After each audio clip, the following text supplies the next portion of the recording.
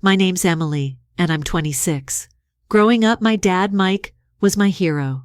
My parents divorced when I was 9, and while I primarily lived with my mom, my weekends with Dad were like little adventures. We'd hike the local trails, fix up small projects around his house, or just sit and talk about my dreams. Dad always told me how proud he was of me, and I felt it in my bones. But looking back, maybe I should have seen how fragile it all was. Things started to change when I was 14, just a year into middle school. That was when Dad introduced me to Sophia, his new girlfriend. Sophia had 2 kids, Brandon and Mia, who were 13 and 11 respectively. I was cautiously optimistic. Having more kids around sounded fun, like an extended family I could bond with. But when they moved in, everything changed faster than I could have imagined. Sophia quit her job to stay home with her kids, and Dad, who already worked long hours, took on even more overtime to make up for the lost income. Suddenly, he was around restless, and he was home. Most of his energy was spent making Sophia and her kids comfortable. I tried to adjust, but it quickly became clear that I was no longer the center of his world. I wasn't even part of the inner circle. Eily dinners became all about Brandon's soccer games and Mia's cheerleading competitions. My own achievements, like winning the regional essay contest or making the honor roll, were barely acknowledged. Vacations were planned around their schedules, and I was constantly left feeling like an afterthought.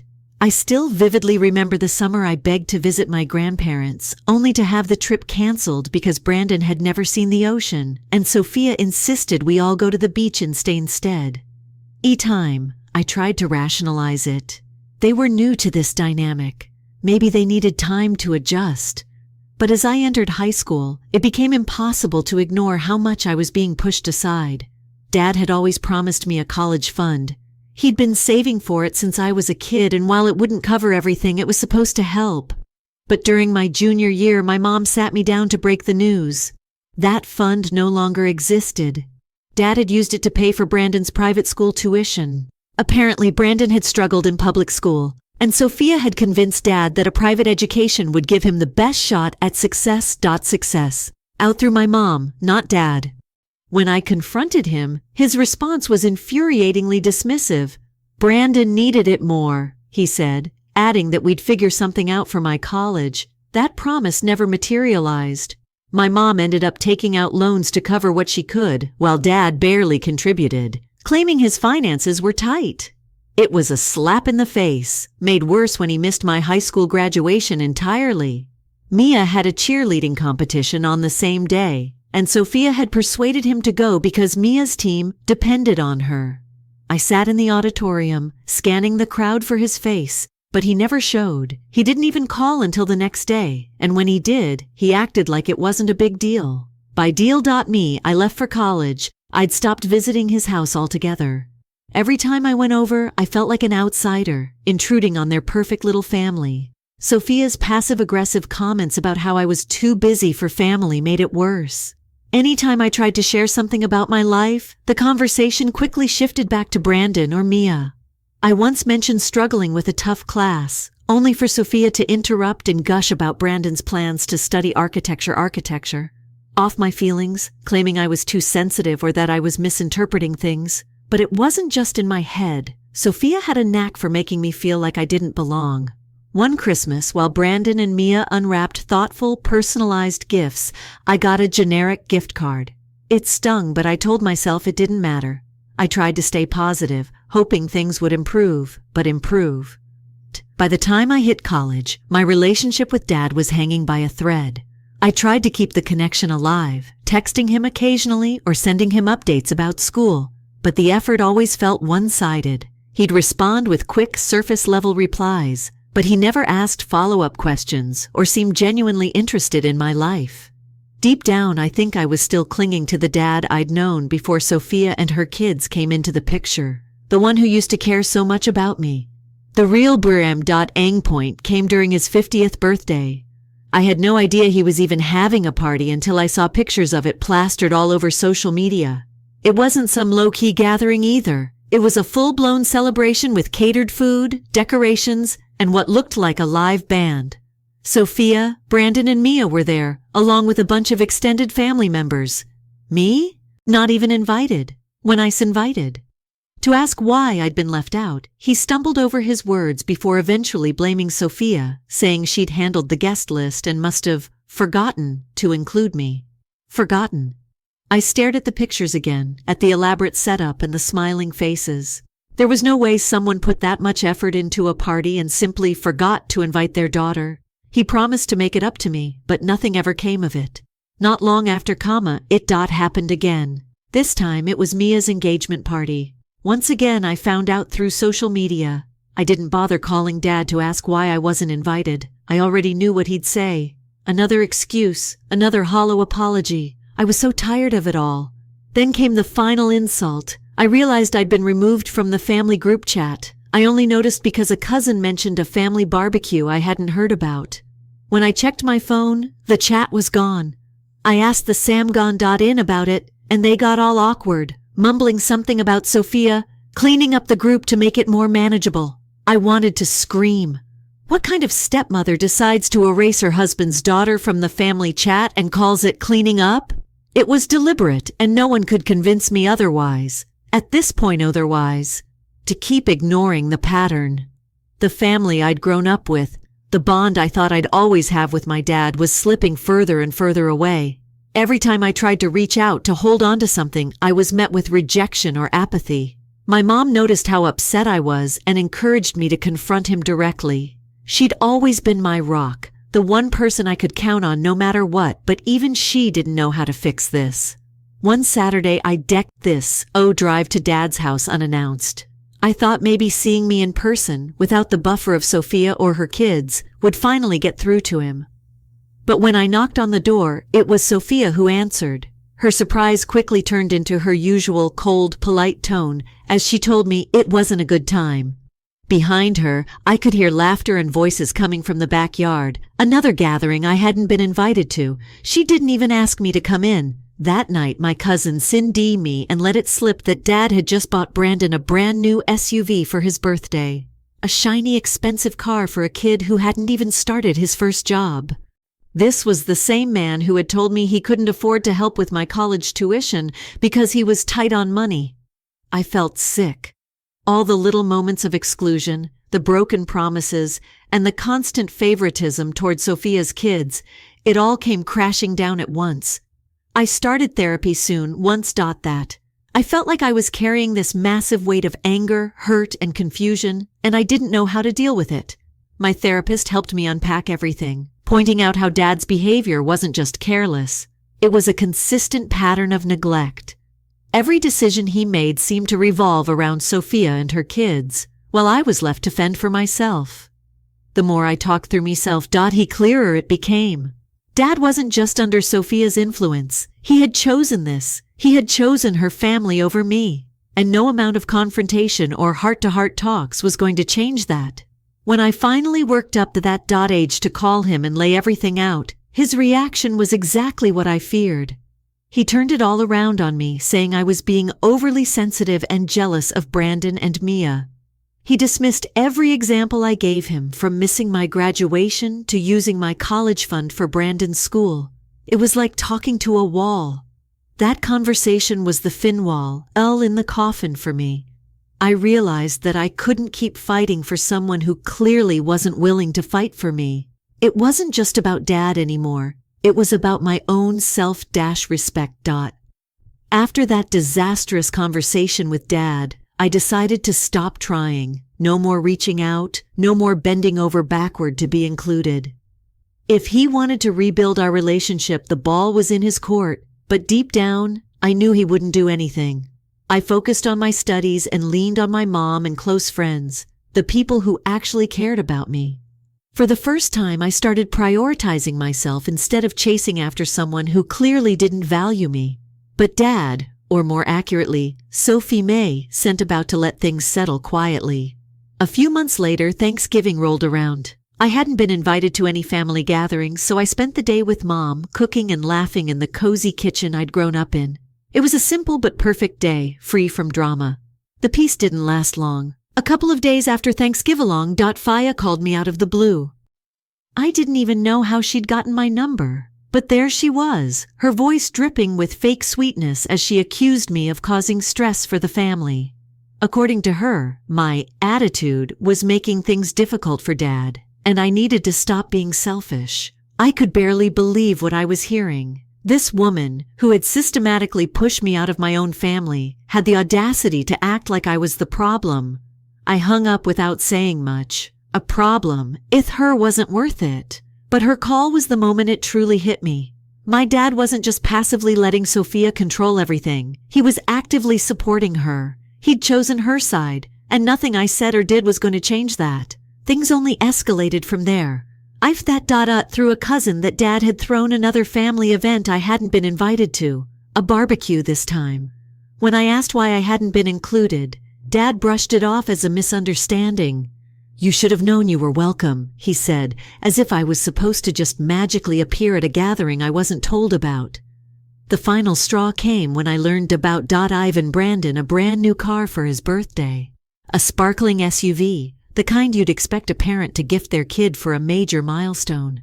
Meanwhile, I'd been working part-time jobs and taking out loans to scrape through college because Dad claimed he couldn't afford to help me. It wasn't just unfair, it felt like a slap in the face. At this point I realized I needed to preface myself. I'd spent years bending over backward, trying to hold on to a relationship that was draining me emotionally. I started setting boundaries, something I'd never been good at before. For the first time, I told myself it was okay to step away from people who didn't treat me with respect, even if those people were family. I sent Dad a message explaining how I family'd everything out clearly and calmly, telling him that I wouldn't reach out again unless he made a genuine effort to include me as part of his family. I wasn't asking for special treatment, just basic respect and acknowledgement. Days turned into weeks, and weeks to acknowledgement. He didn't respond. Not a word. I kept waiting, hoping he'd at least make some kind of effort, but the silence was deafening. If I hadn't been certain of his priorities before, I was now. During this time, I leaned heavily on therapy. And now Rapist encouraged me to write a letter to Dad, not to send it, but as a way to process my feelings. I poured everything into that letter, the hurt, the anger, the betrayal. I wrote about every broken promise, every moment I'd felt excluded or replaced. By the time I finished, I felt a strange sense of relief. Even if he never read it, I'd finally gotten all those emotions out of my system. Around the same time, I started hearing Whisper System. Extended family. Sophia had been spreading rumors about me, painting me as a selfish, ungrateful daughter who refused to let Dad move on with his new family. I shouldn't have been surprised, but it still stung. What hurt even more was that some family members believed her. Still, there were a few relatives who reached out to offer their support. An aunt told me she admired my strength and agreed that Sophia had been manipulating Dad from the start. Another cousin admitted they'd noticed how I'd been excluded for years, but hadn't wanted to get involved. Their messages were a small comfort, but they also highlighted just how long I'd been dealing with this on my own. By now, my relationship with Dad felt beyond repair. Giving the barbecue, the car, the silence. Each incident was like another nail in the coffin. But what finally pushed me over the edge was Julia's constant need to control the narrative. Every time I tried to confront Dad or set boundaries, she found a way to twist the situation and make me the villain. It was exhausting, and I couldn't take it anymore. By the time I entered my mid-20s, my relationship with Dad felt like a distant memory. It wasn't that I stopped caring, I did, but I couldn't keep sacrificing my peace for someone who didn't value me. Therapy helped me see that my worth wasn't tied to his approval, and I started focusing on the parts of my life I could control, my career, my friendships, and my own happiness. Then came the wedding invitation. It arrived in Thappiness. Sunny afternoon, sandwiched between bills and junk flyers. Mia was getting married, and the card was as impersonal as it could get. Just a date, a venue, and no note or acknowledgement of the years of distance between us. It felt like someone had begrudgingly added me to the guest list at the last minute, just to check a box. I stared at the card for a long time, weighing my options. Box of me thought about going, about showing up and proving that I wasn't the villain Sophia had painted me to be. But I knew better. I'd be sitting at the fringes watching as Dad and Sophia doted on their golden children, completely ignoring me. I didn't need that, so I decided not to go. When word got out that I declined the invitation, chaos erupted. Dad called me, furious, accusing me of being petty and selfish. He insisted that attending the wedding was my chance to fix things with the family. But how could I fix something that only I seemed to care about? It wasn't about Mia's wedding. It was about the years of being sidelined, ignored, and treated like I didn't belong. I calmly told him I wouldn't be attending and hung up. Predictably, Sophia took to social media to fan the flames. Ted vague, passive-aggressive comments about family members who can't let go of the past and how their selfishness was tearing everyone apart. She didn't name me directly, but everyone knew who she was talking about. Some relatives chimed in to agree with her, but a few messaged me privately to say they understood my decision and supported me. Those quiet messages meant the world to me, even if they didn't erase the sting of public judgment. As all this unfolded, I leaned heavily on my friends, and the judgment. Hey reminded me that setting boundaries wasn't just okay, it was necessary. For the first time, I started to see the power in saying no, in refusing to put myself in situations that hurt me. It wasn't easy. The guilt still lingered, and a part of me worried I was being too harsh, but deep down, I knew I was doing the right thing. Then, out of nowhere, Dad sent me an email. It was long, rambling thing. Full of half apologies. He wrote about how hard it had been to balance two families and how he'd always done his best. But as I read between the lines, I saw the same excuses I'd heard for years. He admitted to a few mistakes but framed them as necessary sacrifices for the greater good. There was no real accountability, no acknowledgement of the damage his choices had caused. It felt less like an apology and more like an attempt to ease his own guilt. I reread the email a couple of times, debating whether to respond. Guilt. I chose not to. What was the point? Engaging would only reopen wounds I was trying so hard to heal. Instead, I let the email sit in my inbox, a reminder of why I needed to move forward without him. A few weeks later, Mia herself called me. Her wedding was fast approaching, and she wanted me to attend. She framed it as an olive branch, an opportunity to bring the family back together. But her words felt hollow, rehearsed. We hadn't spoken in years, and now I was supposed to believe she wanted to fix things? I politely declined, knowing that my presence would only serve as a prop for Sophia's perfect family facade. The fallout was swift. Sophia ramped up her social media attacks, Pifacod, as the villain once again. It would have been laughable if it didn't hurt so much. No matter what I did, I was always the bad guy in her narrative. But this time, I didn't let it consume me. Instead, I took it as confirmation that keeping my distance was the right choice. Work became my escape during this period. I'd recently been promoted adding a major project that demanded all my focus. For the first time in a long time, I felt like I was building something meaningful, something that was entirely mine, untouched by the drama with Dad's family. My efforts didn't go unnoticed, and at the company's quarterly meeting, I was recognized with an award for my contributions. It was a proud moment, one that reminded me of my worth outside of my family. My mom, my biggest supporter through it all, flew out to celebrate with family. The weekend exploring the city, trying new restaurants and talking about how far I'd come. She reminded me that I wasn't just surviving, I was thriving. Her words stuck with me, a constant source of encouragement when I needed it most. In one of my therapy sessions, my therapist suggested I might not need regular teammates anymore. She pointed out how much progress I'd made in setting boundaries and managing my emotions. It felt like a milestone, a tangible sign of how far I'd come. I decided to take a break from therapy, knowing I could always return if I needed to. As part of my healing process, I donated an old keepsake from Dad to a local charto. It was a small item, but letting it go felt symbolic, like I was releasing the last bit of emotional baggage tied to our relationship. It was freeing in a way I hadn't expected. That chapter of my life was finally closing, and for the first time, I felt respected. Forward without looking back. Moving to a new city felt like stepping into a whole new life. The air was lighter, the streets unfamiliar but promising. I'd transferred for work, and it felt like the perfect opportunity to leave the weight of my family's drama behind me. For once, I was building something that was entirely mine, far away from the shadows of my past. The first few weeks were a whirlwind, between unpacking boxes, exploring my Nabo past, and adjusting to my new role at work. I barely had time to think about Dad or Sophia. It was refreshing to be in a place where no one knew my story.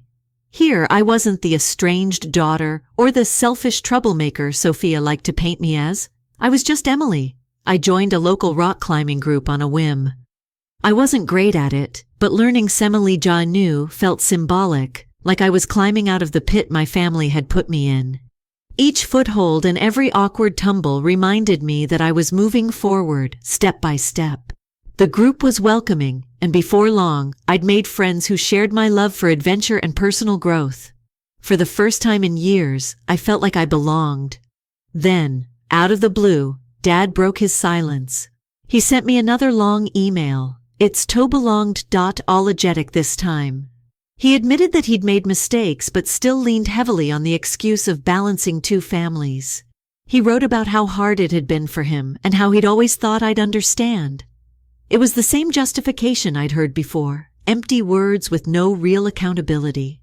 I read it twice and decided not to respond. What was the point? Engaging would only reopen wounds I'd worked so hard to heal. Not long after, Mia reached out again, this time asking me to reconsider attending her We Heal. She tried to frame it as a peace offering, a way to mend the family. But I saw it for what it was, an obligation she was trying to fulfill, not a genuine attempt to rebuild our relationship.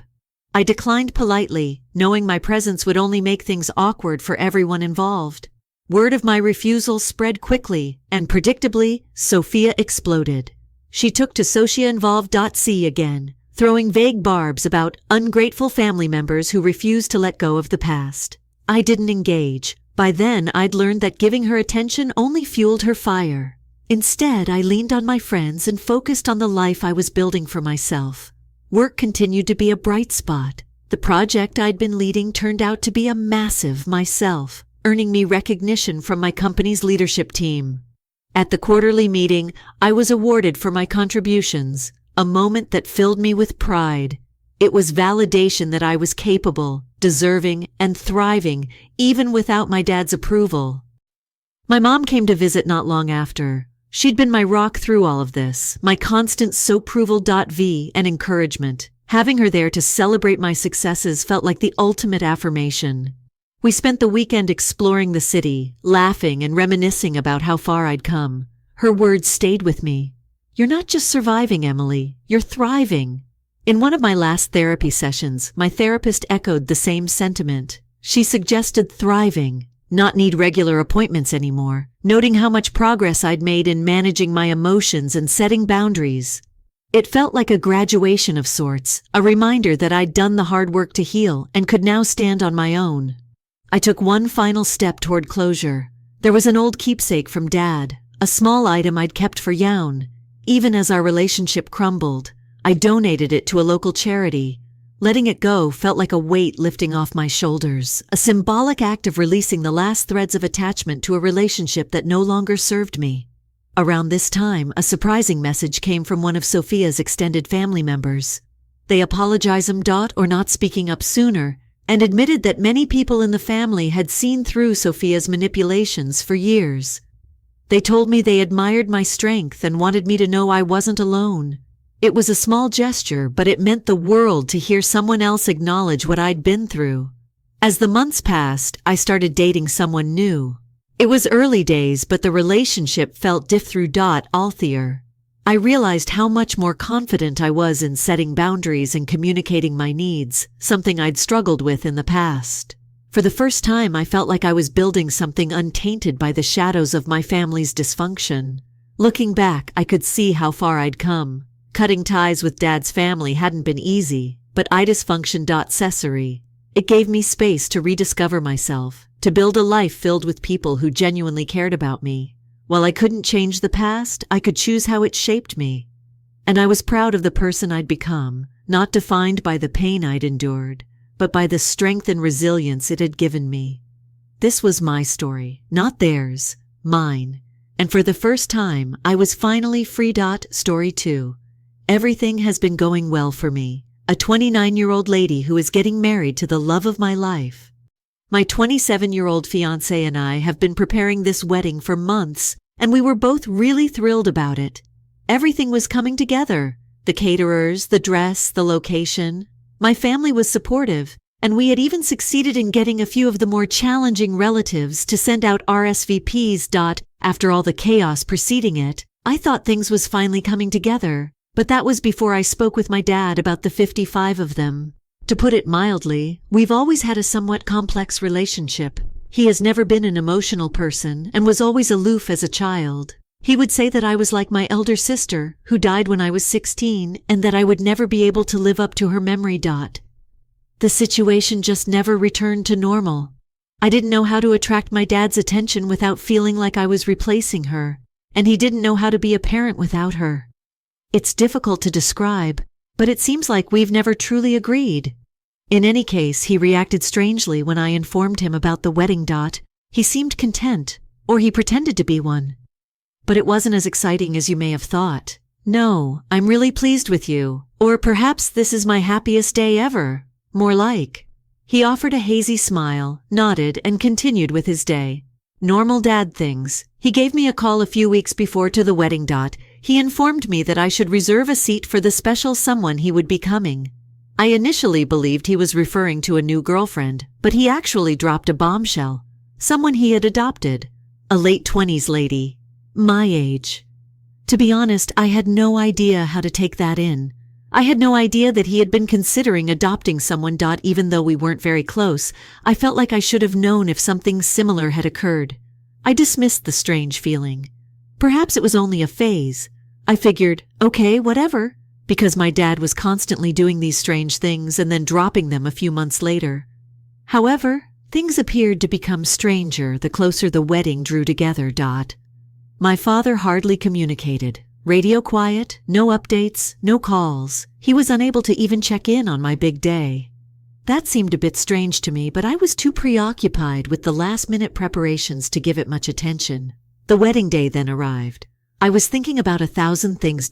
It was getting late for the floral arrangements. My bridal party was rushing to organize things as the caterer called me every 5 minutes. There is no sign of my dad, not a single text or phone call. I hadn't heard from him, and the wedding was just hours away. I didn't want to freak out, though. I assured myself that he would arrive. He needed to write. I waited in the back, attempting to collect my thoughts as the ceremony was about to begin. I watched my father enter the room with this woman he had adopted. I went cold. I felt sick to my stomach. However, what transpired next truly affected me. My father went directly to the front of the room, where my sister's previous seat had been. The seat reserved for special events belonged to my late sister, the one who had always been in the spotlight and whom I could never measure up to. Since Mom died, the seat my dad had set aside for her at family gatherings had remained vacant. However, he set her down on the seat that day, rather than merely walking to it. The new daughter, as if it didn't matter. What I was seeing was unbelievable. My heart was pounding. What was happening? Did I notice anything? Trying not to cry, I approached my dad, but I was hardly able to talk. "What is this?" I questioned him. "She's sitting there, but why?" He made a straight face as he said, "Now, here is my daughter. She is going to replace you. Never in my life have I felt so caught off guard. My own father was behaving as though I no longer mattered in front of my whole family, as if my own wedding was the one where I didn't belong." My fiancé gave me a wide-eyed stare. She was also taken aback. To be honest, I believe she was hit more severely than I was. "Perhaps we should just cancel the entire affair," she said as she began to drag me away. There was too much tension in the room. My family, who had been anticipating this day with great anticipation, merely stared in silence. Some were just paralyzed in shock, while others were murmuring.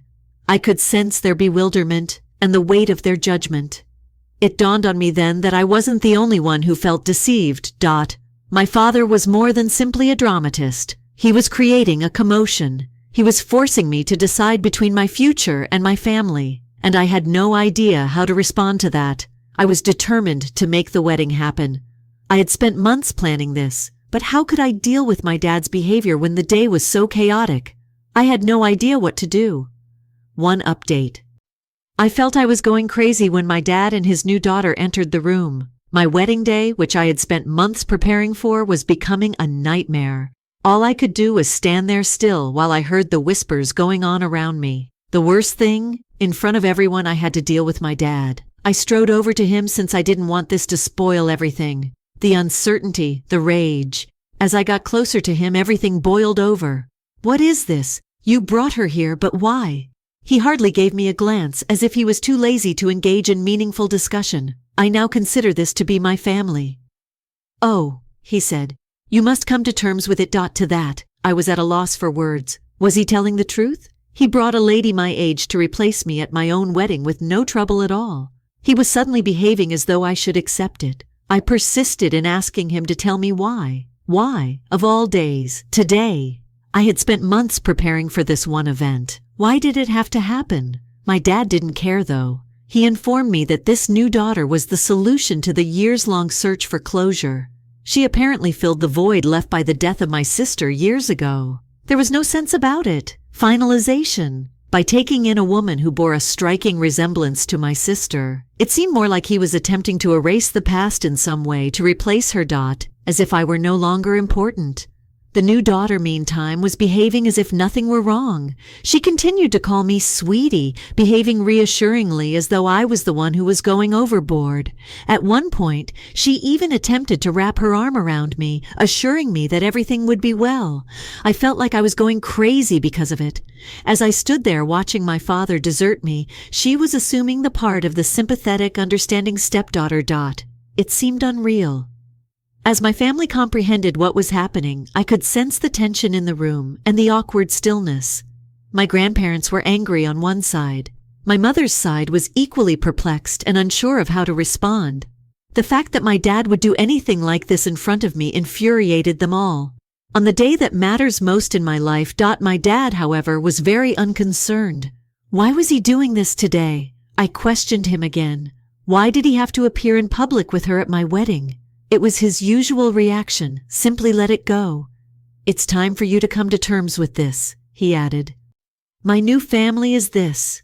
He seemed incapable of even realizing how incorrect this was. As if he was blind to the harm he was doing. I turned to face my fiancée, expecting she would know what to do. Even though she had been my pillar of support during this whole ordeal, she was beginning to doubt everything. Should we just cancel the wedding? She murmured to me. It was like a kick to the belly. I heard her say that. However, she was correct. Given that my own father didn't even respect me, how could we get married? I didn't want all of my hard work to come to an end. I didn't want my future with my fiancé to be destroyed by my dad's behavior. It was becoming apparent, however, that this might be too late to correct. So I did the only thing that came to mind. I made the decision to put off the wedding. As I made the announcement, my heart was racing, and I could see our guests' eyes were disappointed. I could not carry out the ceremony in these conditions, even though they were all waiting for it to start. I needed time to work things out with my fiancé. Making a choice that would come back to haunt us was the last thing I wanted. In the background, I could hear my dad telling everyone that family is the most important thing as I took a step back and tried to take it all in. The wedding didn't matter to him. What this meant to me was of no concern to him. He only cared about this new dynamic he had established. His top priority right now is this new daughter. I had to get out of the room. I was so overwhelmed by my feelings that I was unable to breathe. I was unable to think clearly. Feeling totally lost and alone, I ended up sobbing in the back room. I felt as though my own father could not see me. On the most significant day of my life, the one person who ought to have been there to support me had become a stranger. Officially, the wedding was rescheduled. I was unable to wed my fiancé. We were unable to proceed in these conditions when my father had shattered any hope of family unity. The chaos he caused in that one moment was enough to make me question everything I had ever known about my family. The questions about my dad's motives, about why he would do this, were too big to ignore. I felt betrayed. But I knew I couldn't make any decisions in the heat of the moment, so I decided to take a step back. I needed time to think about my future, about what I wanted, about what I was willing to accept. And if my dad couldn't respect that, then maybe it was time to cut ties with him. But for now, The wedding was off, and the emotional fallout had only just begun. Update 2. So after postponing the wedding, things didn't exactly calm down. If anything, they got even worse. The whole situation with my dad and his new daughter continued to spiral. It felt like no one really understood how deep this went, and my dad wasn't about to admit he'd done anything wrong. I tried to talk to him again. I needed answers. I wasn't going to let this slide. We needed to have a conversation about what had happened and why. He thought it was okay to show up with her and take my place, but when I sat down with him, he brushed me off again. He kept saying it was all just a misunderstanding and that I was being too sensitive. It seemed unbelievable to me. Every time I tried to get a straight answer, he just deflected. His new daughter. She was still around, showing up at every family gathering like she had always been a part of the family. I couldn't escape her. She was everywhere, calling me. It's like we had been close for years. She even started doing things that felt like she was trying to replace my late sister. She mimicked her style, wore the same kinds of clothes my sister had worn, and even picked up on the way she carried herself. It was unsettling. I wasn't the only one who noticed. My whole family started picking up on it too. But when I brought this up with my dad, he didn't care. He just kept defending himself, claiming that this was the only way he could move forward. He said he needed to find closure after my sister's death, and that adopting this woman, who, by the way, was my age, was the only thing that made sense to him. He had to fill the gap she left behind, he said. It felt like a slap in the face. My grandparents on both sides were furious. They couldn't understand how my dad could do something so disrespectful to me. How could he bring in someone so close to my age and act like I didn't exist? They were all talking behind his back, wondering what he was thinking, but my dad wasn't hearing it. To him, it was all justified. It didn't matter that he was tearing apart our family's foundation. He was just trying to move on from his grief. The tension in my own relationship with my fiancé was getting worse by the day. She started questioning if I was still the person she thought I was, if I couldn't stand up to my own father. How could we move forward as a couple? It was hard to hear, but I knew she had a point. She was upset with my dad, and honestly, she was starting to feel like she couldn't trust me. It was becoming evident that our relationship was on the line due of my dad's activities. Some family members were on my side, expressing their horror at what my dad had done. They realized how terrible it was, but there were others who were more sympathetic to him, who thought I was overreacting, or that I should just appreciate that he was mourning. They couldn't realize that it wasn't only about my dad's pain. It was about respect, limits, and my place in this household. It wasn't only my fiancé who was pressuring me to do something. Some of my friends even offered treatment for me and my dad. They suggested it could help us work through everything. My fiancé was on board with this plan, but when I brought it up to my dad, he disagreed. He stated he didn't need therapy. He didn't think anything was improper with his behavior. He made it plain that he was sticking to his choice and there was nothing to repair. As the days passed by, the scenario with his new daughter just grew more weird. She began to appear at family gatherings dressed just like my sister, speaking the same words, and even imitating her body language. She seemed to be attempting to play the part of my deceased sister. I had the unshakable impression that my dad was attempting to replace her whenever I saw her, and he was doing precisely that, attempting to take my place as well. I began discussing my next course of action with my fiancé more. Should I just leave my dad, or should I keep trying to work things out? The tolerance of my fiancé was wearing thin. She warned me that if my dad continued to treat me disrespectfully, she wasn't sure whether she could marry me. It seemed to be the tipping moment. I didn't know how to change this familial dynamic, but I still wanted to be with her. How could I think she would accept being married into a family that was so fractured and divided?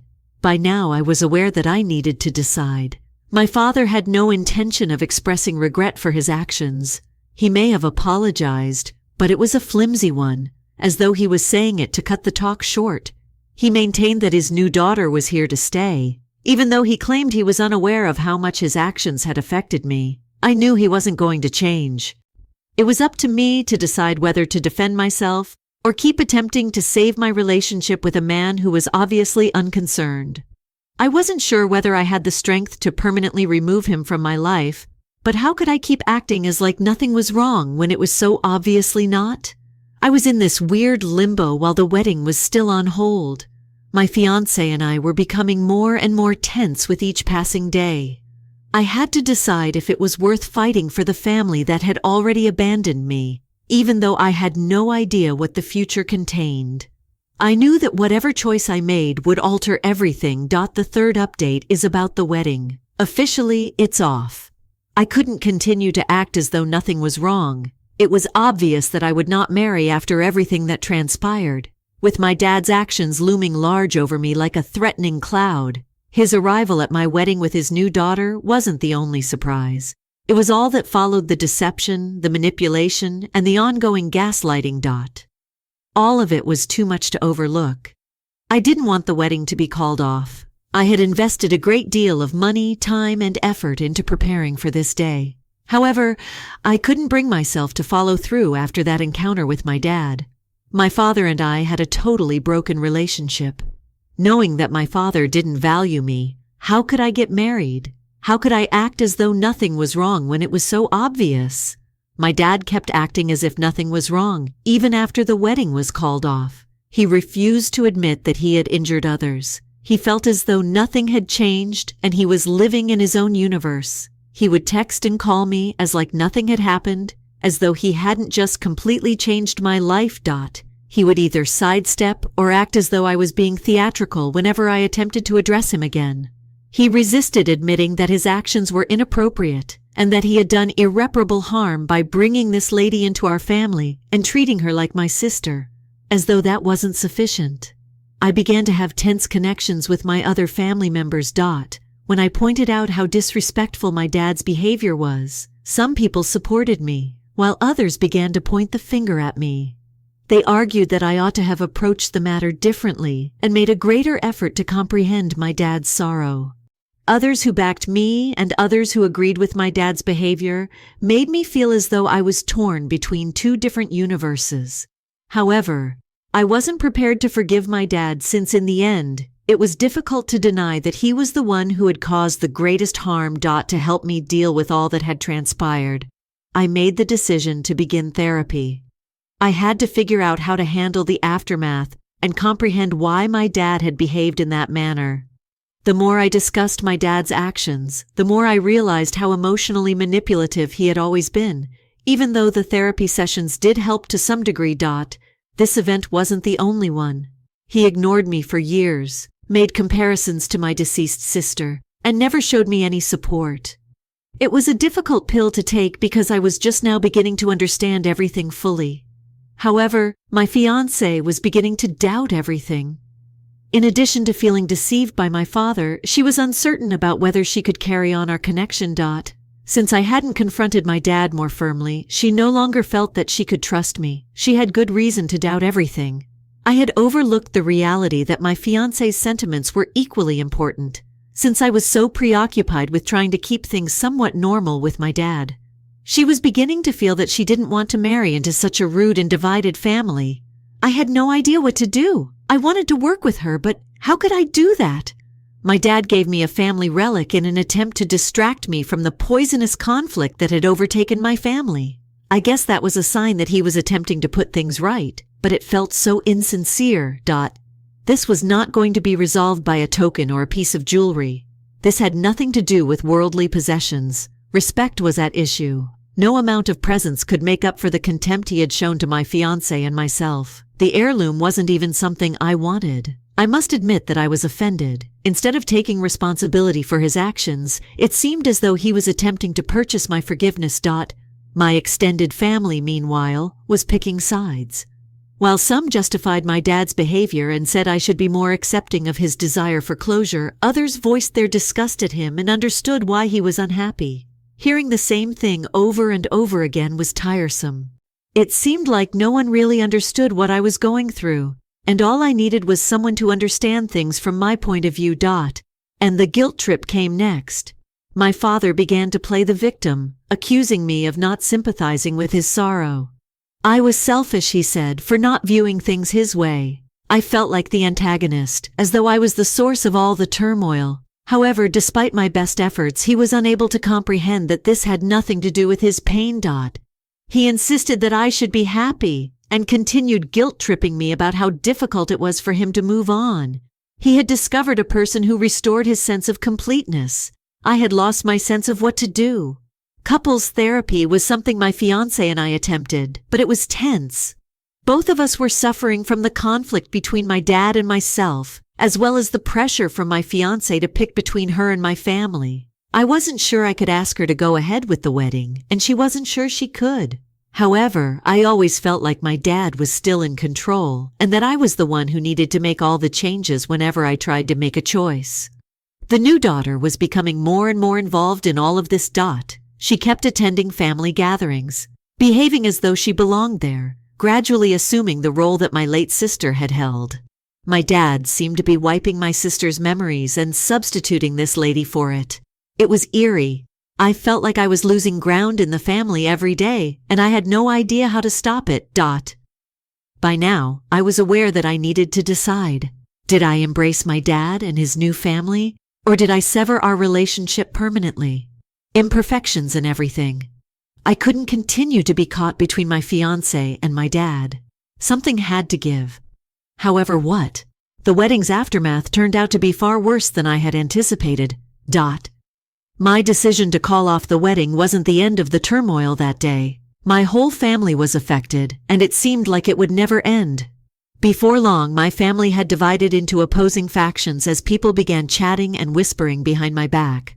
Some helped me recognize the wrongness of my dad's behavior. Others, however, took his side and attempted to use his sadness as an excuse for his actions. I found myself stranded in the center of what felt like an endless storm. The situation began to worsen as the weeks passed slowly. After supporting me through all the turmoil, my fiancé finally lost it. She was overwhelmed by the conflict between my family and me, the ongoing worry, and my helplessness to resolve the issue. She told me that this tension was becoming too much for her to handle. She couldn't bear the thought of marrying into a family that had treated me so badly. We parted ways. I've never had to accomplish something as difficult as that. Even now, I still adore her. However, everything changes when your own father treats you as like you are unimportant and substitutes someone else for you. That was too much for the partnership to withstand. This was the most difficult period of my life, even though I had expected it to be the happiest. My father didn't appear to understand the harm he had caused. He attempted to defend his behavior during another private discussion with me. He insisted that this new daughter was filling the void left by my deceased sister, and that he had been grieving for years. He went so far as to say that I should be pleased for him as he had at last managed to move on. What I was hearing was unbelievable. He seemed to be utterly unaware of how much this was hurting me. He never even thought about the impact his actions were having on my future, relationships, or life. I felt more alone the more he attempted to force this new daughter on me. I was no longer sure of my position. Was I only an afterthought, or did I still have any significance to him? I had the impression that I was being replaced, that it was not me who counted today, but the girl he had adopted. And despite my best efforts to maintain harmony, I couldn't deny that I couldn't live with this. The involvement of this new daughter in the family was also growing. She began turning up for holidays and family gatherings, and each time I saw her, I felt like my position in the family was eroding. The manner she was being handled was more important than her mere presence, similar to my sister, as if she had been a member of our family from the beginning. Both my mother and stepmother, who were incensed over my dad's behavior, contacted me. They were unable to comprehend how he could bring this lady into our life and act as like she belonged there, and how he could replace me in that way. Both of them wanted to stand by me, but they also didn't want to be caught in the crossfire of my dad's schemes. They realized that confronting him would expose them to the full intensity of his rage, so it was difficult for them as well. My dad eventually consented to treatment after much back and forth. However, it was evident that he was not amenable to change when we went. He continued to view things through that prism, completely enmeshed in his sadness. All I had to do, in his opinion, was accept the new family he had made and move on. But I couldn't just ignore what had happened, no matter how much I tried to explain that. he wouldn't see it. Nothing was fixed by therapy. He seemed only to be going through the motions, with no enthusiasm in putting things right. My relatives and friends had advised me to distance myself from my father. They were baffled by my decision to let things get this far. How come I hadn't decided to go sooner? However, it wasn't that simple. Furthermore, it's not something you do lightly to break off contact with your own father, regardless of how terrible the relationship is. I continued to attempt to save what I could, but it got more and more difficult to keep everything together as the weeks passed. Afterward, I hit my breaking point. I suffered a total emotional meltdown a few weeks later. I couldn't find my way. I was no longer sure whom I could trust. My dad, the one person I believed I could always rely on, was the one who had damaged me the most in our split family. I had a sense of betrayal, loneliness, and isolation. I began to emotionally and physically distance myself from my father. I ceased answering his phone and replying to his texts. I knew I had to, even though it was the toughest thing I had ever done. I couldn't continue to act as though nothing was wrong when it was obviously not. I needed time away from the mayhem he had created, time to discover who I was. Fortunately, my mother intervened to assist me in processing everything. She was devastated by my dad's actions and urged me to put my healing first and quit attempting to make things better. Sometimes you simply have to leave to protect yourself, she informed me. I knew she was correct, even if I didn't want to acknowledge it. However, the emotional barrier I was creating between us did not sit well with my dad. He began to become irate with me, saying that I didn't comprehend his sorrow. He even accused me of being self-centered for preventing him from moving on. He seemed to be unaware that it had nothing to do with his pain. It has to do with limits, respect, and my emotional well-being. The new daughter went one step farther, which only made the situation worse. She told me in a message that I should move past it and embrace her as a member of the family. She also alluded to certain novel sibling relationships that she wished for us to accept. For me, that was the last straw. I couldn't keep acting like nothing was wrong, especially because I didn't belong in a family that replaced me so easily. I made up my mind. I had to break off all contact with my dad and his new daughter. Even though it hurt, it seemed like the only option to reconstruct my life and safeguard my mental health. It was the only sensible option, but it wasn't an easy one. I couldn't continue to live with a disrespectful family or to act as though things would just work itself out. I was taking charge of my life for the first time in years, even if it meant separating from the family I had known. Update 5. A few months have passed since I decided to sever my relationship with my father. I know deep down that it was the correct choice, even if the agony hasn't gone away. I wish things had turned out differently, but I had to put my mental well-being and tranquility ahead of clinging to a relationship that never truly supported me. After giving everything some thought, I've come to the conclusion that my dad's actions weren't unusual. I can see now how emotionally aloof he has always been. My late sister's memory always hung over me like a shadow, and even as a youngster, I was always the second most important person. But it wasn't until today that I realized how harmful that was. Even though he was never truly able to give me his love and approval, it seemed like I was constantly attempting to win it. Everything was put into perspective by his activities over the past 3 months. My friends and extended family truly helped me out during the wedding disaster and the fallout. When everything got messed up, they were my lifeline. They told me that killing my father was the correct decision. It's difficult to describe, but it makes a huge difference to have friends who genuinely understand and support you. I felt like I wasn't alone for the first time in a long time. One of the most important aspects of my recovery has been therapy. I've been trying to find my way ahead while dealing with the agony of my dad's treachery. Setting limits with others, especially those who don't respect me, is one of the most important skills I'm learning. I let my father to take advantage of me for years, leading me to believe that I was unworthy of respect or affection. It's liberating for me to discover that I can no longer tolerate that conduct from anyone. I've learned in therapy that I don't need to prove myself to anyone. Just the way I am is sufficient. My dad hasn't contacted me in months. I've decided to stick with my decision to stop communication, even though I worry if he has attempted to get in touch with me in any other way. He hasn't even shown regret. I can't allow him to return to my life until he does. I still find it difficult to believe that my father, who ought to have supported me the most, decided to turn his back on me. However, I am certain that I am doing morally. After everything with my dad and the way the wedding went, my ex-fiancé claims that I don't communicate with him anymore, and that our relationship couldn't last while I was always taking care of her. It wasn't meant to be, and I realize that now. She struggled with my dad's actions on her own, and I don't blame her for wanting to leave a relationship that was so painfully tangled up. It's still hard, even though I can't hang on to what we had. The fact that we have different needs is okay.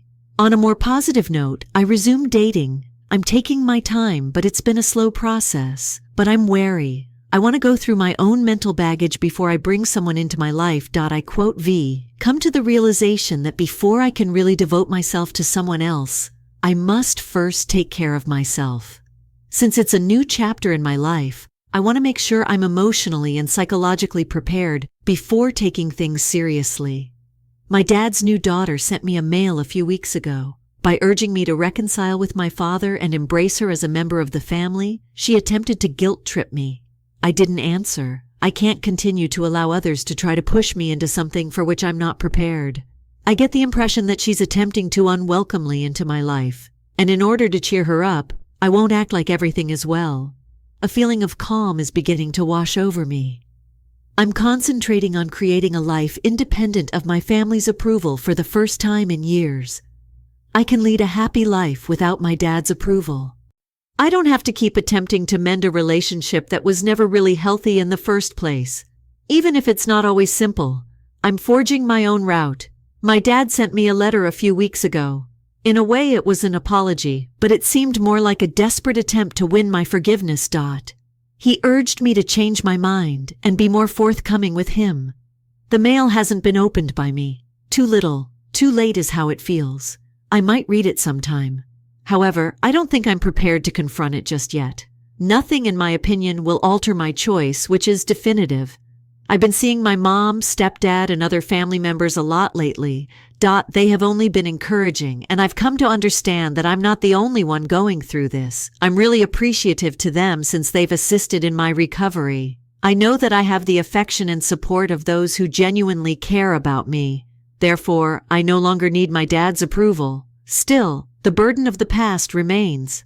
I hoped that one day my dad would show interest in me, and I spent years attempting to win his affection. One of the most difficult things I've ever had to do is let go of that hope. However, I'm making progress. This experience has taught me a lot, most notably the value of self-respect, setting healthy boundaries, and having the guts to leave unhealthy situations. I'm concentrating on designing the life I desire going forward. Even though I might never have the father I've always wanted, I'm learning how to build my own family with the individuals who genuinely love me. And I think that's plenty. I've discovered that I'm stronger than I ever imagined, and I've learned to love and appreciate myself. I'm prepared for whatever happens next since this is a fresh start. Story 3. I'm Maya, a 30-year-old lady who has a successful freelance painting profession. With a combination of skill, perseverance, and a little bit of luck, I've been in this industry for almost 10 years and have been able to leverage my love into a 6-figure salary. It's a big part of who I am and not simply a job. Being from a creative background, I've always taken satisfaction in creating something that not only provides for me monetarily, but also gives me an inexplicable sense of fulfillment. Aaron, my fiancé, is a 33-year-old corporate finance professional. We were engaged around 8 months ago and had been dating for 5 years. He was initially one of my strongest supporters. He used to rave about my drive and skill. I even made a joke about how I will one day surpass the painters whose work we see in galleries in terms of fame. It seemed like a dream in those early days. Over time, things began to change, but Aaron appeared to understand and value me in a manner I hadn't before encountered. Our wedding preparations started a few months ago. A stunning historic home that serves as an art gallery has long been my dream location. I've been saving for it for years because I insisted on the location, even though it's pricey. I promised Aaron that I would pay for the majority of the wedding expenses. At the time, it didn't seem like a huge problem. I can manage it because of my job, and I believed we had a common goal of making our special day unforgettable. When Aaron's coworkers asked me what I did at a meal, I realized something was wrong for the first time. He described me as working for myself. That's down somewhat, but I dismissed it. Perhaps he just believed that artists did not provide enough context. However, it began to occur more frequently at gatherings, parties, and even informal get-togethers with friends. He would minimize my actions. Occasionally, he would chuckle and refer to it as her small artistic endeavor. He once said nonchalantly, "It's more of a hobby really, but she's great at it." In response to someone asking if I sold my art, I initially attempted to ignore it. The remarks continued coming in, even though I assured myself he didn't intend it that way. A few weeks ago, Aaron made fun of my art interest in front of his parents and siblings over a family meal. They joined in the laughter, but I felt ashamed. His mother even added, "It's adorable that you can pursue your passions." It wasn't until that evening that I began to seriously doubt Aaron's opinion of me at work. I mentioned it later that night. I informed him that, particularly in public, I found it bothersome that he continued referring to my work as a pastime. His answer? Being very sensitive. I didn't mean anything at all. Too sensitive is a term that has recently begun to sound like a refrain. My expressions of hurt or displeasure are dismissed as overreactions. Then the tipping point arrived. Aaron advised I reduce my hobby spending to help fund for our honeymoon as we were going over the wedding budget. At that point, everything made sense to me. This was more than a casual remark or a badly phrased joke. Perhaps Aaron didn't consider my career a career at all, or at least he didn't value it. I informed him that I had to put the wedding preparations on hold. He did not respond well. He stated I was making a huge deal out of nothing and accused me of overreacting. Even though he said that he didn't want to offend me and that I was exaggerating, I couldn't help but believe that if we went ahead with the wedding, this problem would only worsen because he no longer takes my profession seriously. After we were married, what would happen? I told my best buddy everything about me. She has been acquainted with me since college and has witnessed personally the amount of effort I have put into developing my job. She reacted instantly. "It's a big red flag if you can't respect what you do. You should consider carefully if you want to live your entire life with this person." I felt both afraid and vindicated when I heard her say that. I can't deny how much it's been bugging me to have some outside perspective, but I also don't want to waste 5 years with someone I love over this. I went to Reddit. I detailed everything that transpired in a post about the matter on a subreddit dedicated to relationship assistance. I posed the question, "Am I being unreasonable for prioritizing my career over my wedding plans?" as I concluded the essay. Although the replies are still being received, it appears that many people believe I have the right to defend my position. Although I haven't decided yet, I am aware that I need to give it some serious thought. This isn't just about finances or wedding arrangements. It's also about whether I can be with someone who doesn't value my work, and consequently, a significant aspect of who I am. When I decide what to do next, I'll let you all know. One by one update. The breakdown started as soon as I told Aaron that I wanted to put the wedding plans on hold. It was not warmly received by him. He initially merely looked at me as if I had spoken a foreign language. He then claimed that I was making fun of him and inquired as to what he should say to his family. He said they had already begun to inquire about specifics, such as who was on the guest list and when the invites would be sent out. I informed him that I was simply putting the wedding on hold because we needed to work out some issues that didn't seem to concern him. He didn't care about why I felt the need to pump the brakes in the first place. He was only concerned with how this made him appear. I became even more certain that I had made the correct decision when he used phrases like, "blow this out of proportion," and "making a mountain out of a molehill." The days that followed were stressful. Aaron didn't say he was sorry for calling my career a hobby or dismissing it. He doubled down instead. He once said that he had just given it that name because he found it endearing. As if everything would be better with that explanation. He kept returning to the idea that I was spoiling what should have been the most joyous period of our lives. Ironically, he didn't seem to care how his own words were influencing me, and he even implied that I was allowing strangers on Reddit to have a greater influence on me than he did. My Reddit post had gone viral in the meantime. Hundreds of people commented that I wasn't overreacting, and the responses were overwhelming. Many talked about their personal experiences in relationships that ended in divorce because their partners didn't value their hobbies or careers. Although some of the remarks were critical, others were enlightening. It was similar to holding up a mirror so I could see my predicament from the outside. As all of this was going on, I made the decision to establish some limits. I informed Aaron that we needed to see a couples therapist if we were to proceed. At first he was hesitant, stating that we didn't need another person to interfere with our relationship. However, he eventually agreed when I told him that I wouldn't be moving on with the wedding pause until we had expert assistance. Our first meeting was eye-opening. Both of us were asked to explain our reasons for being there by the therapist. When it was Aaron's turn, he said something that stopped me cold after I expressed my worries about his contemptuous attitude toward my career and how it made me feel unsupported. All he desired was a conventional wife. He stated that he believed we were in agreement about this from the beginning. Since I've always been very clear about how important my career is to me, I honestly didn't know where he got that idea. The therapist noted that it sounded as though my independence and Aaron's marital expectations were at odds. The truth struck me like a freight train when she asked us to consider whether our values matched. Maybe they weren't. My parents got wind of what was happening, and when I explained the situation to them, they were both shocked and concerned.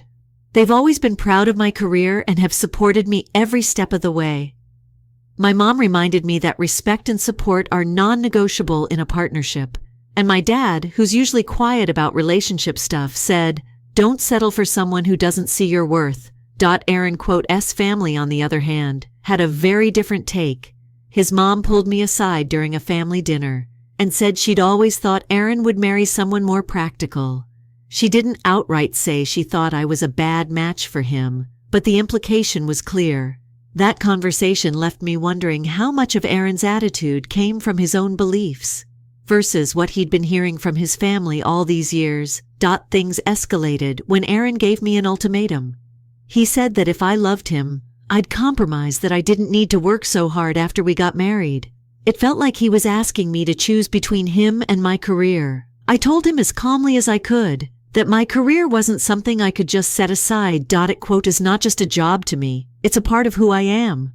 Around the same time, I landed a huge deal with a luxury brand that wanted to feature my work in their stores. It was a career milestone I'd been dreaming about for years. When I told Aaron, his reaction wasn't what I expected. Instead of being happy for me, he said, "So I guess the wedding budget's covered now." It was like he couldn't even pretend to celebrate my success. That was the moment I realized just how much his attitude was affecting me. His lack of support wasn't just frustrating, it was starting to eat away at my self-worth. I began questioning whether I could spend the rest of my life with someone who saw my achievements as nothing more than a convenient way to fund our life together. Am still trying to figure out what to do next. But one thing is clear, something has to change. I'll update again soon. For now, I'm taking things one day at a time and focusing on what makes me happy, my work, my friends, and the support of people who truly understand me. Update: 2 things have gone from bad to worse since my last update.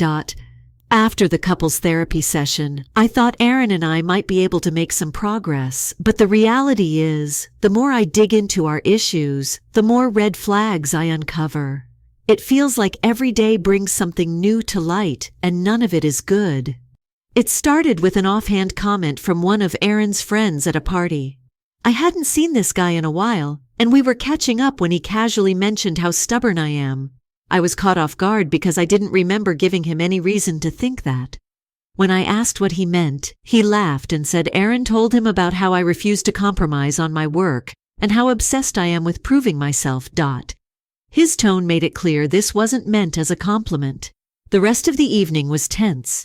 Aaron noticed I was upset and tried to brush it off as his friend, misinterpreting what he said. But I couldn't ignore the fact that Aaron was talking about me behind my back in a way that made me look bad. It wasn't just one comment either. I started piecing together things I'd heard from mutual friends over the past few months. It became clear that Aaron had been venting about me, framing my dedication to my career as selfishness or stubbornness. We went back to therapy, but the session didn't go much better than the first one. The therapist asked Aaron to reflect on why he felt the need to talk about me to his friends, instead of addressing his concerns directly. He admitted he hadn't respected my career as much as he should, but quickly added that he didn't think his practical mindset was a bad thing. The way he stated it, you'd think he was doing me a favor by sticking with someone who didn't match his usual model. Around this time, we had another discussion about finances. Aaron explained that he anticipated me to manage most of the home bills after marriage because he'd be concentrating on long-picture sacrifices like managing finances and planning for our future. He stated it's a matter-of-factly like it was the most obvious thing in the world. When I pointed out that I already manage a lot of the bills today, including most of the wedding fees, he brushed it off as transitory. Then came the talk regarding my work studio. Aaron brought up the notion of transforming it into a nursery when we have kids. He didn't ask me how I felt about it. He simply tossed it out there as if it were a given. When I informed him that my studio is where I make my art, he appeared genuinely bewildered, like he couldn't understand why it would be an issue. It was another apparent evidence that he didn't consider my career as anything lasting or meaningful. Looking back on our relationship, I came to understand that Aaron had been throwing indications about his expectations for years. He'd make jokes about how lovely it would be if I didn't have to work so much, or joke about how fantastic it would be to have me home full-time. At the time, I thought he was just being amusing, but now I recognize those statements for what they were: small peeks into his genuine psyche. I decided to obtain some outside opinion from a mentor I truly admire. She has been in the art industry for decades and has seen her fair share of hardships, both personal and professional. When I informed her about all that had been happening, she didn't mince words. She added, sacrificing on my job for someone who doesn't appreciate it would be a mistake I'd regret for the rest of my life. Her counsel provided me with the insight I required to begin reassessing my partner preferences. It was evident that Aaron's parents were attempting to patch things up when they invited me over for supper at this time. However, their approach to assistance is gently encouraging me to be more adaptable. Aaron's mother expressed how excited Aaron has been about creating a family and suggested that I might want to take a break from work when we have children. In an effort to digest everything, it seemed as though they were guiding me into a position that I had never consented to. I began writing in my journal. I became aware of how much I've been sacrificing in this relationship after putting my feelings in writing.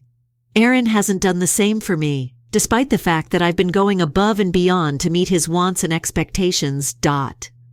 There was a lull when I posted another post on Reddit that covered everything that had transpired since the wedding. The reaction was resoundingly positive.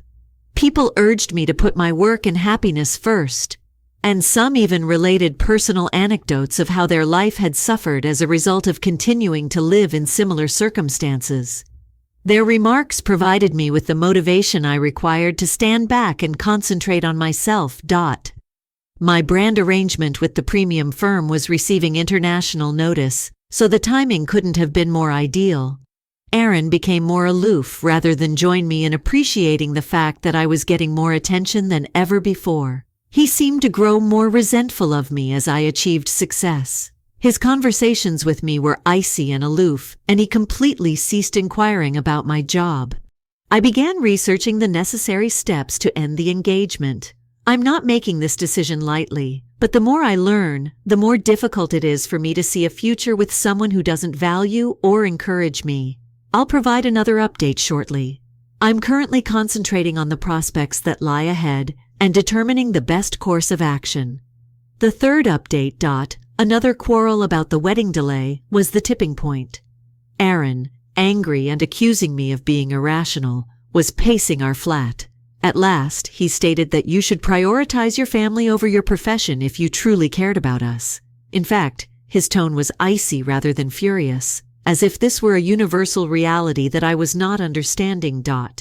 Everything became clear when those words were said aloud. I understood that no amount of talk, compromise, or treatment could change Aaron's perception of my profession as anything more than a barrier. As quietly as possible, I informed him that we were done if he didn't think my work was genuine. Aaron's response was furious. He accused me of putting strangers on the internet before him, being self-centered, and not appreciating the relationship. I stood still as he slammed the door behind him and stormed out of the flat. That night, I didn't get much sleep. I began packing the following morning. I didn't want to remain at the apartment, surrounded by recollections of our relationship, and I wanted time to reflect. I grabbed a few items, wrote a message for Aaron, and went, since my parents had promised to let me stay with them until I worked things out. Our separation had quick and messy consequences. Aaron's family quickly sided with him. When his mother phoned to see how I was doing, the call swiftly devolved into a tirade about how partnerships need sacrifice and how I ought to have been more understanding. They obviously believed that I was to blame for the breakup of the engagement. In contrast, my family wholeheartedly endorsed my choice.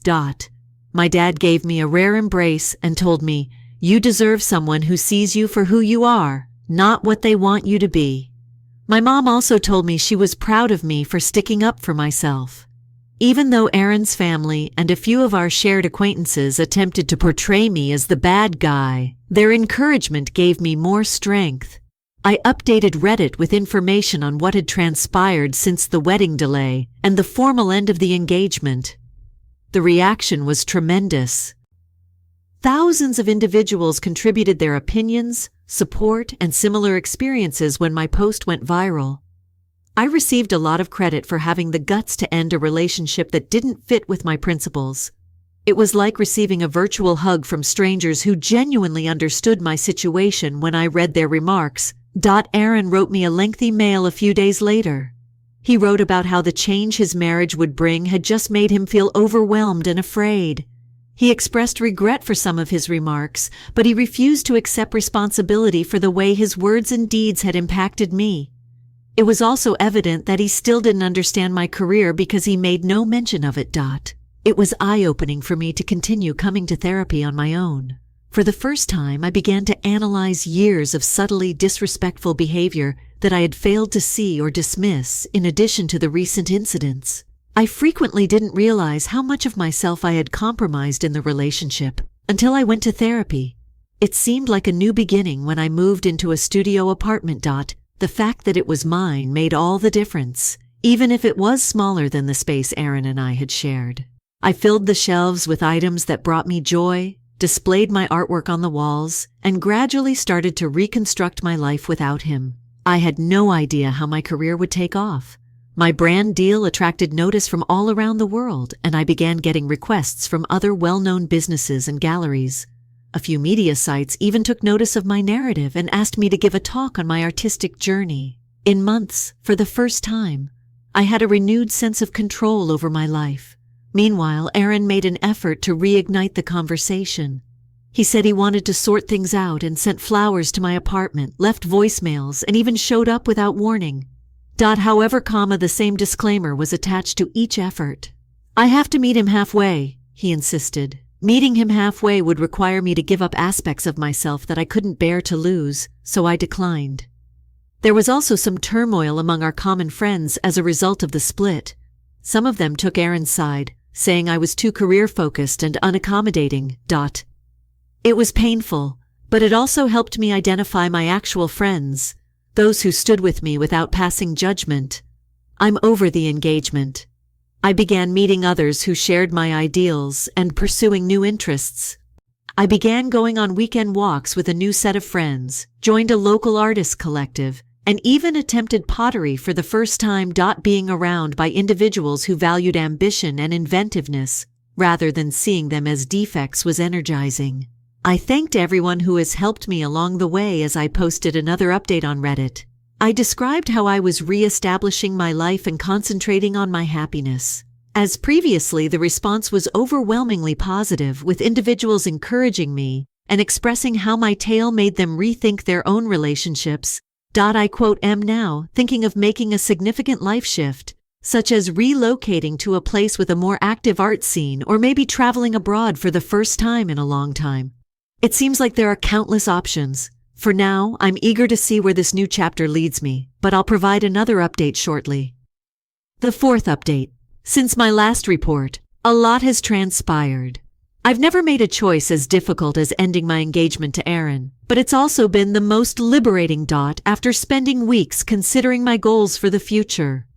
I made the decision to move away from the city we shared and start over somewhere else. I relocated to a city renowned for its thriving creative scene, where options are limitless and creativity flourishes.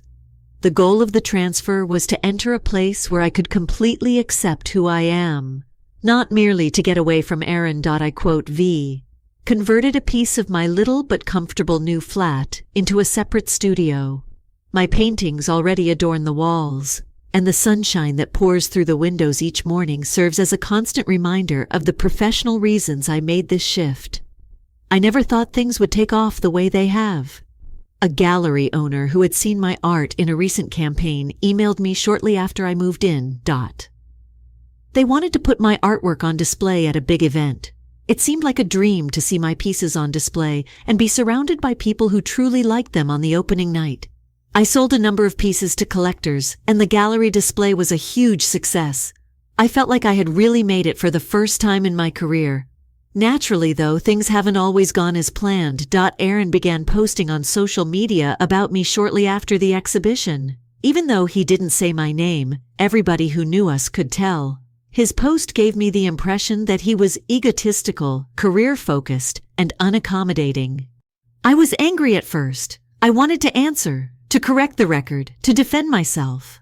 However, it dawned on me that I knew no one, not Aaron in particular, but an explanation, so I kept my mouth shut and acted civilly. When Aaron's posts began to circulate among our common acquaintances, several of them contacted me to see if I had seen them. I just told them I wasn't interested and didn't say anything more. I was surprised to find that many of them agreed with me and expressed admiration for the way I was managing the matter. After the separation, some even expressed regret for supporting Aaron. Knowing that individuals were beginning to see the truth for themselves was a pleasant feeling. In the meanwhile, I've been overwhelmed by Reddit's support.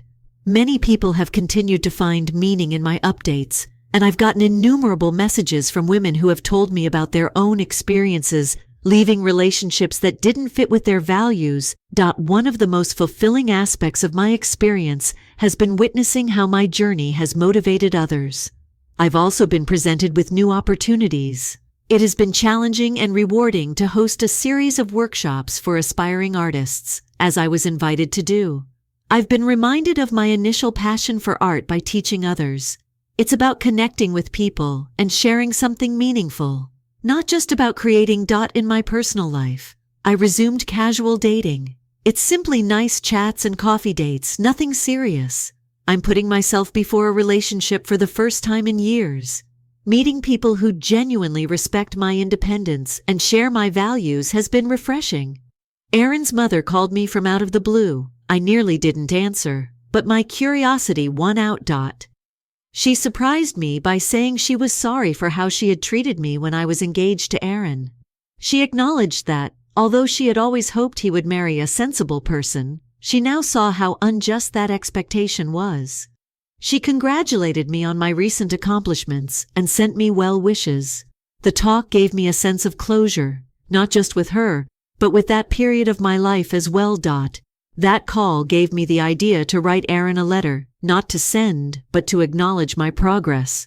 I thanked him in the letter for our enjoyable times together, but I also mentioned how his contempt made me want to defend myself. It was cathartic to write, and I ripped it up when I was done. He didn't have to see it. I had written it for me, and that was enough. A few weeks later, a prominent art magazine called me one of the best artists to watch. My path and how I started my profession from scratch were emphasized in the story. I couldn't help but grin when I saw my name printed because I realized how far I'd come. Ever since Aaron used to refer to my employment as a pastime. Aaron tried to get in touch one last time. He mailed a note and flowers to my new address. How he discovered it, I'm not sure. Although it congratulated me on my accomplishment, the card was ambiguous and suggested that we should catch up. His previous actions were not acknowledged. Not really sorry. I didn't answer. I blocked him on every platform instead. It seemed like the last step before celebrating this new era. My family and friends hosted a liberation party for me. It was a small private gathering with lots of wine, delicious food, and laughing. They raised a glass to my bravery, accomplishments, and the exciting times to come. It was the ideal method to let go of the past and totally embrace the present. I thank the Reddit community for being the driving force behind my path of self-respect and development in my final update. People's encouragement and requests for additional updates were amazing. I also made a suggestion on a fascinating new project I'm working on. Additionally, I informed them that this could be my final position. I'm finally living my life on my terms, which is the finest part. It's time to give it my whole attention. The fifth update. The past several months have been jam-packed with accomplishments and chances for progress. I never thought I'd be moving so fast. The pivotal moment that brought me to this new chapter was ending my engagement to Aaron. And in retrospect, I can state with confidence that it was the finest choice I have ever made, the greatest professional achievement to date. After witnessing my work in the last group show, a curator contacted me and wanted to include my full collection in my first solo exhibition at an international gallery. It was astonishing to learn that my artwork will be shown in one of the world's art capitals, Paris, where the gallery was located. It was a rigorous preparation. Working late into the night, I gave every piece my all, honing the collection until it felt just right. I was blown away by the turnout when I eventually took a plane to Paris for the opening. People from all around the world were crammed into the exhibition. I will always remember the moment I saw people interact with my artwork, taking pictures, talking about it, and even purchasing it. Half of the collection had sold by the end of the evening, and I had received requests from other galleries that wanted to collaborate with me. I had no idea that doors existed until I saw that show. I began receiving invitations to speak at conferences, and the organizers asked me to discuss my experience as an artist and as someone who ended a relationship that didn't fit with my ideals. Although I was initially anxious, the reaction to my presentations has been amazing. People have informed me that my tale has motivated them to alter their own life, whether it's by letting go of unhealthy relationships or chasing their goals. One of the most satisfying aspects of this entire trip has been seeing how my experiences have benefited others. On a personal level, an unforeseen event occurred. I made a new acquaintance. It began informally. We met at an art event through a mutual acquaintance, but we bonded right away. Since he works in the creative field as well, he is aware of the highs and lows of this line of work. His celebration of my career is what sets him apart. He visits my exhibits, inquires about my projects, and really appears pleased with all that I have accomplished. Even though it's early, I feel like I'm with someone who views me as an equal for the first time. Naturally, Aaron hasn't entirely disappeared from the scene. He emailed me after many news sites promoted my solo exhibition. It was lengthy and introspective, expressing regret for the way our relationship ended and complimenting me on my accomplishment. He acknowledged that he had been mistaken to disregard my profession and expressed sorrow for not helping me more. But it was evident that he hadn't completely changed, because the letter still contained a subliminal suggestion about getting back in touch. I didn't answer. The only feeling that remains is that we have both gone on in separate paths. There is no longer any resentment. My work is receiving acclaim on a global scale in ways I never would have imagined. I began guiding aspiring artists through the difficulties of establishing a profession in the creative industry. In their trips motivated by their tales, many of them are women who, like me, have encountered hostility or contempt.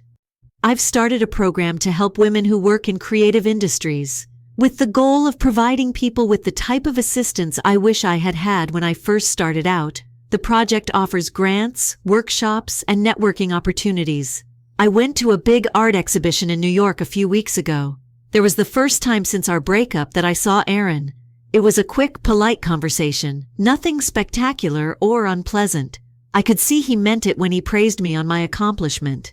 In addition, he acknowledged that he hadn't treated me with the deference I deserved, and apologized more directly than he had in his email. I wished him well and thanked him, but that was the end of our chat. It was like the conclusion. I had no idea that this new phase of my life needed to be celebrated. With my closest friends and family, I hosted a party. Although we referred to it as a launch party for the next stage of my career, it was actually a celebration of all the accomplishments since I made the decision to prioritize myself.